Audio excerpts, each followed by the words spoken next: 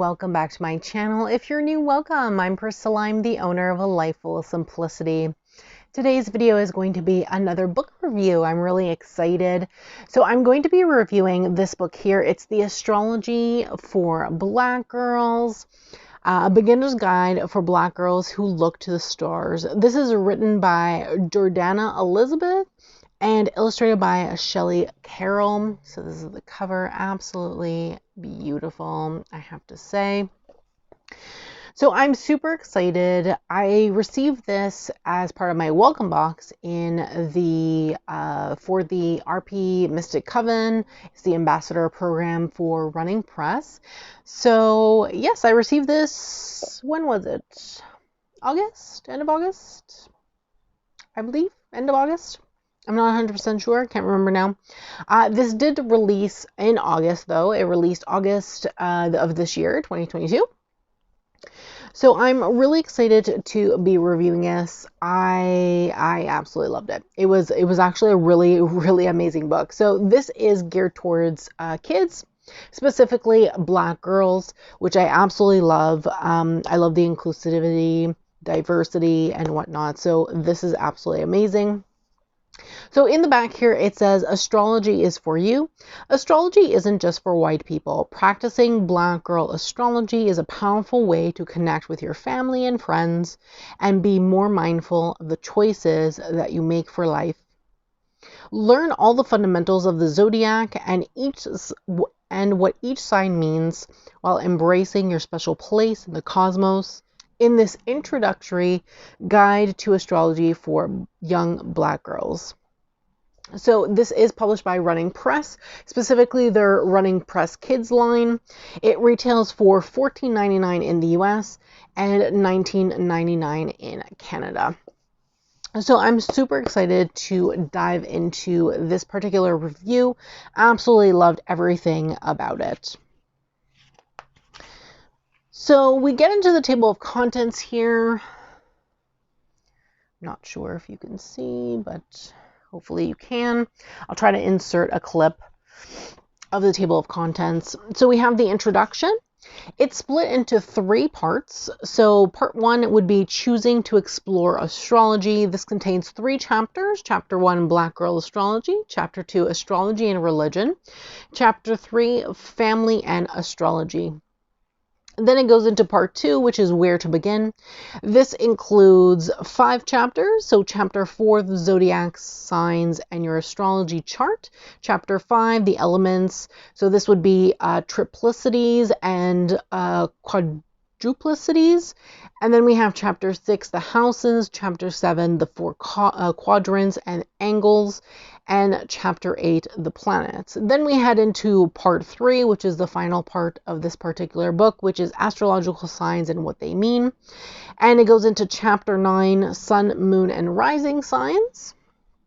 And then chapter 10, calculating your birth chart. There's also a selected glossary, a chart section, a bibliography rather, acknowledgements, and about the author and illustrator. So I'm going to go ahead and read first about the author and illustrator. So the author is Jordannah Elizabeth, who has studied astrology since she was 12 years old. She is inspired by the teachings of, I apologize if I mispronounce this, Akyuta Bhava Das, Sam Reynolds, and astrologers of color who strive to create a space for diversity and inclusion in the study of Western modern astrology and ancient astrology. And then we have the illustrator, who is Chellie Carroll, and she has loved to draw ever since being able to hold chunky crayons and defacing her bedroom walls with them. After studying applied arts at the University of Derby and a brief spell working as a designer within the retail industry, Chellie turned to illustration and hasn't looked back. She now lives in Peak District with her partner and 2 children, working from her home studio where she is surrounded by the beautiful, inspirational countryside and a plentiful supply of tea and biscuits. Absolutely love that. So getting into this, we first hit the introduction. Now, I absolutely love the introduction. It was a perfect way to not only introduce astrology itself, but also introduce the author. So the author herself does talk about how she got into astrology, which was really interesting to know. It allowed me to get a bit closer to the author without knowing them, which was absolutely amazing. I did want to read a particular section. So, towards the end of the introduction here, it says, astrology for Black girls isn't about telling you exactly who you are. Rather, it's about showing you a new way of seeing the world.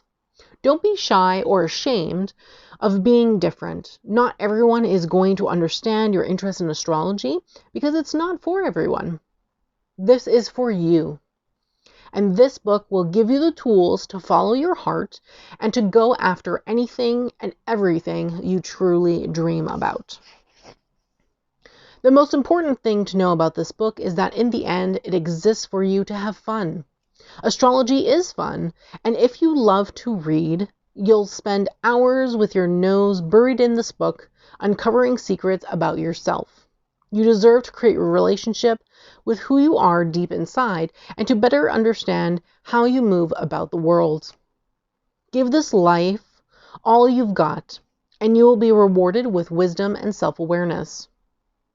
Enjoy each day and never let anyone tell you that you can't learn all there is to know about the sky above you or the earth your beautiful feet are planted on. And I thought that was absolutely beautiful.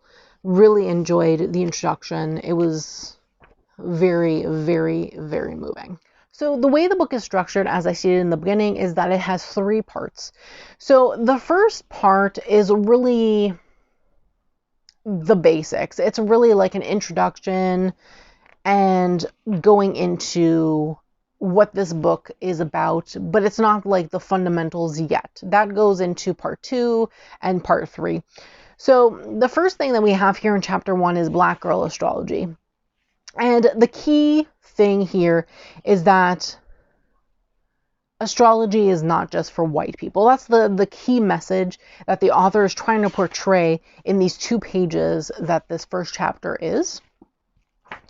And I really enjoyed this because the author mentions quite a number of individuals who are in the astrological astronomy space that are Black, and I absolutely love that because I didn't know who most of these people were. So we have here some examples. Black astrologers like Sam Reynolds, who is the leading Black astrologer and founder of Unlock Astrology.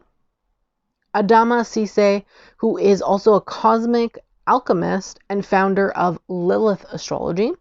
Mecca Woods, an astrology teacher who gives readings through her website, My Life Created. Kira Taborn, a writer and astrology instructor and founder of Astrology, and others are leading the way in the new world of astrology. There was also mention here of Benjamin Banneker. Apologies if I mispronounce any of the names. And this person created the Farmer's Almanac, which is very popular. I know several people that use that in their path and in their craft. So I don't know anything about the Farmer's Almanac. I don't use that. I don't have that. But it was nice to find out that it was created by this individual who was a Black astronomer and a mathematician. And it was created in 1792, which, if we know our history, it's not really a great one, right? When it comes to Black people and people of color. So it was nice to see that someone who is Black and a Black astronomer and a mathematician created something that everyone uses. It's something that all farmers use. So that's amazing. And I learned so much from this particular chapter myself, which was nice. I do like learning different things and, being educated, which is really, really great. So I thought that was a fantastic chapter. Then we go into chapter 2, which is on astrology and religion. And the gist of this particular chapter is really talking about the fact that you can have religion, but you can also study astrology. They don't necessarily go hand in hand, and you can have both. And there was a part in this particular book that I wanted to read that I actually really liked. And it says, if your family members are very traditional and worry about you studying astrology, you can promise them that you'll still respect what they believe in. And you want to be part of all they have to teach you. You can tell them that you are interested in astrology because it's a new way of seeing the world. It is always truly up to you what you believe in, but make sure you understand that you don't have to give up your faith in a higher power to pursue astrology. And I thought that was really interesting, and I really loved that message because it's true. You can have faith, you can believe in God, you can go to church, you can go to synagogue, you can go to the mosque, but you can still study astrology if that's something that you believe in. They don't necessarily go hand in hand together, and you can have them both. And I thought that was a great message to include in a book, especially for children and especially for, the parents that are buying this book for their child, that they know that their child can still pursue religion and respect religion even while studying astrology. And I myself am not religious, and I am an adult, so I have my own beliefs, but I thought that was a great message to include because I know people struggle with that a lot, especially if, you come from a very religious background. So that was a great message to include. So that was really fun. Then we go into chapter 3, which is about family and astrology. And this chapter is really all about figuring out your chart, what you need to find in order to find out your chart, and the fact that your family would be able to help you with that because they would need to give you, like your parents would need to give you the necessary information and what ways you can find that information. Now, they do make mention that if there is something that you can access birth certificate online if you lost a birth certificate or something, but they do mention that things like this can cost money, and if your family can't afford it, that, it's not the biggest thing in the world, and that you can still figure out some things without your birth time. So that was good. That was a great message as well. Then we go into part 2, which is where we get into, the foundations and fundamentals of astrology. And chapter 4 is the zodiac signs and your astrological chart. And it's really just basic information. So we just go into the fact that there's 12 signs. There's literally a chart in the particular book that shows every single sign, whether it's in what elemental part it's in, if it's fire, earth, air, or water. It also tells you if it's a cardinal, fixed, or mutable sign, as well as if it's feminine or masculine. So we have it's just a basic chart, which is very good because it's easy to understand, very simple. And so far I have found, just reading just the first chapter and the start of the second chapter, or the first part and the start of the second part, I found that the information given was very good and simple. Words were easy to understand, which was fantastic. So yes, and for a book that's targeting children, I don't remember what age group this is targeting. Actually, let me look it up. Probably 8 to 12, I would assume. So yeah, so it's targeting, 8 to 12-year-olds, specifically Black girls, of course, because that's what the title is. So yes, it would be 8 to 12-year-old girls, black girls, that it would be targeting in this particular book. But then we go into the element, we go into chapter 5 with the elements, which is the triplicities, which are the elements, and then the quadruplicities. I have such a hard time, as an adult, I have a hard time saying this word. So I was surprised that we used a little big of a words here. But, you know, it's part of life. So the triplicities are the elements. They consist of, you know, earth, air, water, and fire. There are blurbs for each of them explaining what they are. In brackets, they have the signs, so you know which signs are part of that. And then for the quadruplicities, this would be the cardinal, fixed, and mutable signs. So obviously there's 4 per 3 option. So 4 in the cardinal, 4 in the fixed, and 4 in the mutable. And it just tells you what each of these signs are. Then we go into chapter 6, which are the houses. Great information. There is a nice chart of a wheel, and then it gives you like basic keywords for each chart, which I definitely loved. And then it goes into each house, and a paragraph for each explaining what that house is, along with a nice little illustration, which are really cute. I think the 10th house one is probably my favorite. So cute. So yes. Then we get into chapter 7, which probably was my most favorite chapter, to be honest with you. We get into the 4 quadrants and the angles. So I knew that the chart was divided into 4 quadrants, and the fact that, you know, you have 4 quadrants can be like the elements, the seasons. In this case, there's a chart here that gives you what they are in terms of the 4 quadrants, but then you also have half quadrants. I don't know if those would be called quadrants, but you know, the half, so the upper half and the lower half. And I thought that was really interesting. I actually learned a lot from this particular chart and really enjoyed that, because I like astrology, but I haven't learned everything that there is to know about it yet. So this was a nice surprise. I learned something new with this particular chapter. Really enjoyed that. And then it tells you about each quadrant, and it gives you a few sentences for each, which is really cool.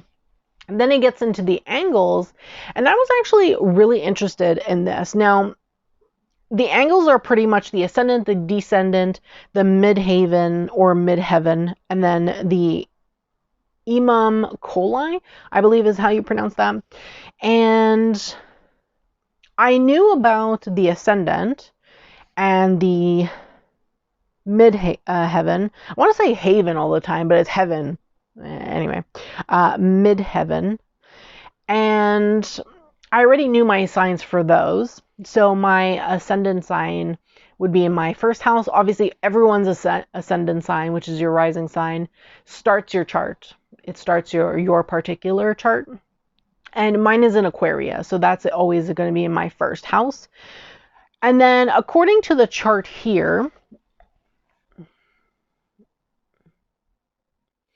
the descendant is supposed to be directly across from your ascendant sign, which in this case would be your 7th house. And I looked into mine, and in my 7th house, I have Leo. So mine would be Leo, apparently.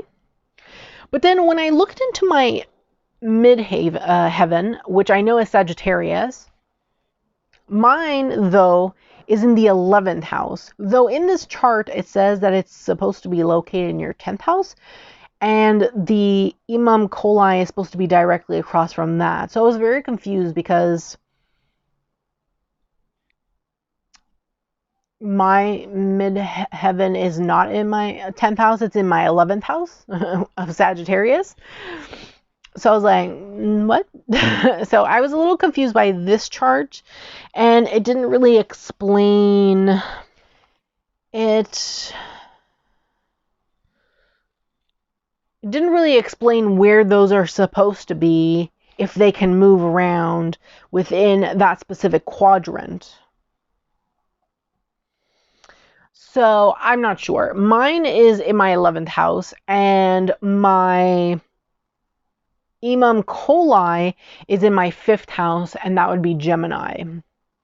Now, I did look up Imam Coli and found a website where you can do your chart and it tells you what it is, because I was like, I was kind of confused by that. I wasn't sure if it was supposed to be in my 5th house or what, based on what I've seen in my own chart. And yeah, it told me it was Gemini, so it's in my 5th house, not my 4th house, which is what it's labeled as in this particular chart in this book. So not sure about that, but I still learned some new things. I didn't really know about this prior to this. So really, I was only familiar with the ascendant, and I didn't really know much about the midheaven. Like, I knew it existed. I've seen it multiple times in my chart, but I didn't know what it was specifically. So that was interesting to find out some information on that particular item in my chart. So next we get into chapter 8, which is the planets. Some great information in this. So they have divided the planets into inner planets and outer planets. So the inner planets consist of Mercury, Venus, Mars, and then the outer planets consist of Jupiter, Saturn, Uranus, Neptune, and Pluto. So the information you get for the planets is you get the name of the planet, a specific sentence characteristic of that particular planet. For example, Mercury is the one who sends messages. Then you get the planet cycle, sign ruler, day of the week that it falls on, house ruler, color, and the body that it's associated, body parts that it's associated with. And then you get a nice little blurb about that particular planet, which is great. The only planets that don't have days of the week would be Uranus, Neptune, and Pluto, because those don't fall. There's only 7 days, so those don't fall on any particular day. Everything else has a day of the week. I love that there's a planet cycle option. I've never been familiar with how long a planet spends in one specific sign, so that was interesting to really find out. So I did learn a lot from this particular book. Then lastly, we go into part 3, which talks about specifically your big 3. So, your sun, your moon, your ascendant sign, rising sign, if you would like to call it that instead. They call it here the big 3 or the magic 3, which I definitely liked the magic 3. That was fun. The illustrations in this book are absolutely gorgeous. This is probably one of my favorites. Beautiful, absolutely beautiful. And so again, with the sun signs, it has a blurb about sun signs. It talks about the planet, the sun. So this is where it talks about the specific planet. It gives you the same information with the planet cycle, the sign ruler, day of the week, house ruler, colors, and the body. So the body parts that it's associated with. And then it talks about the sun. So you have a blurb about the sun. Then it goes into each sun sign. So the sun in the specific zodiac sign. The information you get is the sun in, and then the name of the sign. You get the dates that it would be in that particular sign. So for example, Aries is from March 21st to April 20th. Then you get a symbol, a quality, element, ruling planet, polarity,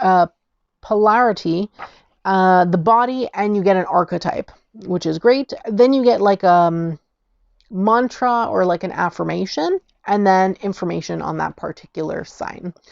So that you get for every single sign that is in the sun.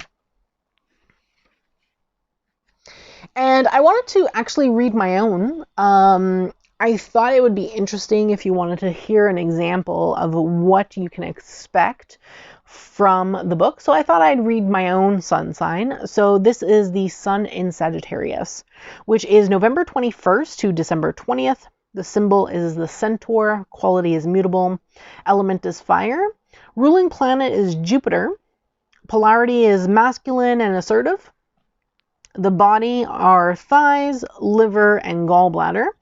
Archetype is the high priest. Life is an adventure and a pathway to truth, which is the affirmation or mantra for this particular sign. Sagittarius is a mutable fire sign that is ruled by Jupiter. If you are a Sagittarius, you are a very kind and outgoing person who loves freedom and independence. You like to do things your own way and aren't the type of person who likes to sit in the house all day. You crave adventure and fun. You can be outspoken and say exactly what it is on your mind, not holding anything back. This doesn't get in the way of being fun and enjoyable to be around. Sagittarians can be generous, meaning you like to share with others to make them happy. You aren't always looking for people to give you things in return. I can definitely relate to some of these things, but definitely not all of them. When it comes to my sun sign, we're sometimes opposites. And I think that's because of my moon. Which, speaking of, we get into the moon signs. So it talks about moon signs, then it talks about the planet, the moon. So again, you have the name, the planet cycle, sign ruler, day of the week, house ruler, color, and the body. Then it talks about the planet, the moon. And then it goes into the moon signs. Now the moon signs, it's literally just says moon in, and then whatever sign it's in, and then you get a few sentences for each. So like a paragraph for each moon in what sign. So again, I thought I'd read my own moon sign so you can get an idea of what you can expect from reading this particular book if you were to pick it up and read your own moon sign. So moon in Scorpio. If your moon is in the Pluto-ruled sign of Scorpio, you may feel your emotions very deeply, but have a hard time showing them. Your mother and home may have a very quiet and secretive energy to them. You don't like to talk about what's going on inside your heart and mind. Your feelings may be so strong that you think others must know how you're feeling, so there's no need to share them.